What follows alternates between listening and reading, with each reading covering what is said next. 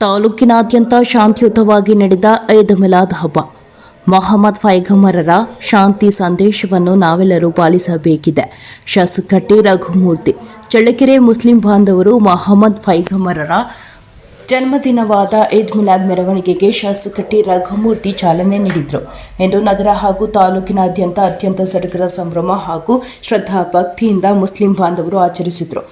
Muslim ಬಾಂಧವರು ಹೊಸ ಬಟ್ಟೆಗಳನ್ನು ಧರಿಸಿ ಸಂತಸದಿಂದ ಗಾಂಧಿನಗರದಿಂದ ನಗರದ ಜಮಿಯಾ ಮಸೀದಿ ಬಳಿ ಜಮಾವಣೆಗೊಂಡರು. ಮಸೀದಿಯಿಂದ ಹೊರಟ ಮೆರವಣಿಗೆ ಬಸವೇಶ್ವರ ಸರ್ಕಲ್ನಿಂದ ನೆಹರು ಸರ್ಕಲ್ನಲ್ಲಿ ಬಂದು ಅಜರ್ ಮಹಲ್ ತಲುಪಿತು. ಅಲ್ಲಿ ಸಾಮೂಹಿಕ ಪ್ರಾರ್ಥನೆ ಸಲ್ಲಿಸಿದರು. ವಿವಿಧ ಸ್ತಬ್ಧ ಚಿತ್ರಗಳು, ವೇಷಭೂಷಣ ಮೆರವಣಿಗೆಯ ವಿಶೇಷವಾಗಿತ್ತು.